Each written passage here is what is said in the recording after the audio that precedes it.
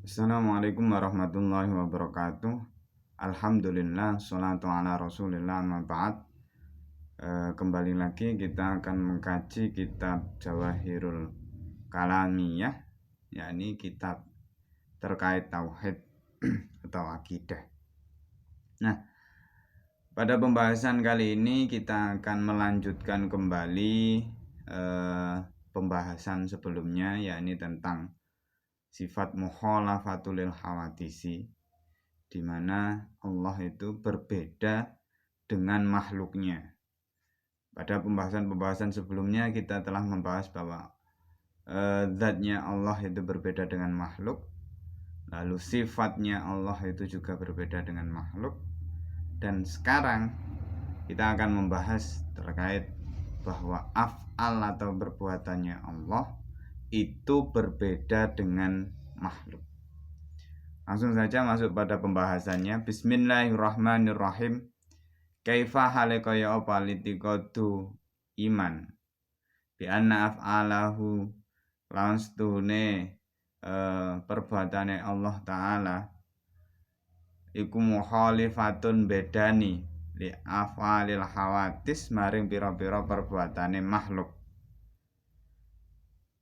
Jawab huwa ya i'tiqad iku anak ta kita yen to ngiyakini sapa kita anaf ala maula subhanahu wa ta'ala setuhune pira-pira perbuatane Gusti kita subhanahu wa ta'ala iku la tusyabihu ora nyerupani apa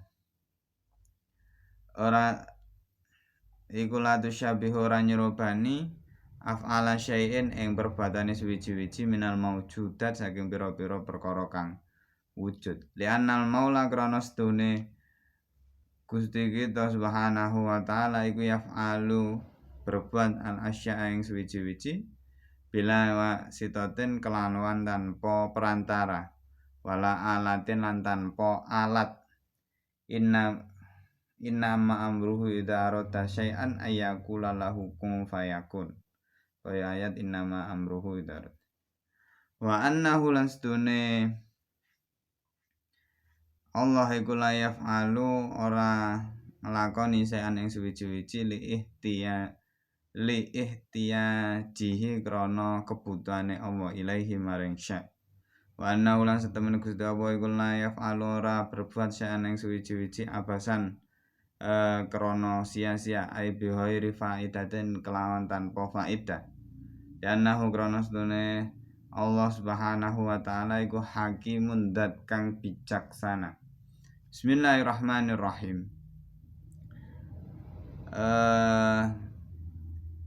Cara kita mengimani atau meyakini bahwa Allah itu memiliki perbuatan yang mana perbuatannya tidak sama dengan perbuatannya makhluk, yakni kita harus benar-benar yakin bahwa Allah berbeda perbuatannya dengan semua yang ada di dunia ini, baik itu makhluk bernyawa ataupun tidak nyawa dan lain sebagainya. Nah, karena Allah Ta'ala itu ketika melakukan sesuatu tanpa butuh wasilah ataupun alat, tanpa butuh perantara ataupun alat. Kita melakukan sesuatu masih membutuhkan jasad kita, masih butuh tangan, masih butuh kaki. Ketika melihat masih butuh mata, ketika mendengar masih butuh telinga, ketika berbicara masih butuh mulut dan lain sebagainya. Nah, Allah itu tanpa membutuhkan wasilah dan alat. Seperti yang difirmankan oleh Allah, innama amruhu idza arada syai'an ayyakula lahu kun fayakun. Ketika Allah berkehendak menciptakan sesuatu atau berkehendak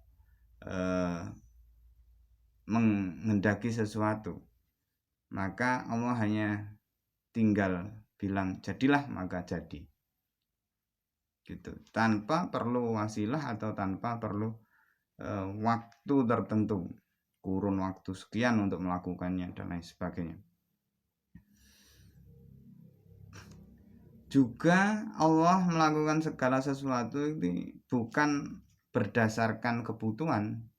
Kalau makhluk ini masih melakukan segala sesuatu atas dasar butuh atau kadang perlu, maka Tuhan tidak seperti itu. Tidak, karena Tuhan itu tidak butuh segala sesuatu. Seperti itu. Kemudian apa yang dilakukan oleh Tuhan itu tidak seperti halnya makhluk. Kalau makhluk itu melakukan sesuatu itu ada yang sia-sia, ada yang berfaedah, ada yang dan lain sebagainya. Seperti itu. Tuhan itu melakukan segala sesuatu pasti berfaedah, pasti ada manfaatnya. Karena sesungguhnya Allah itu zat yang hakim, zat yang maha bijaksana. Itulah pembahasan terkait bagaimana cara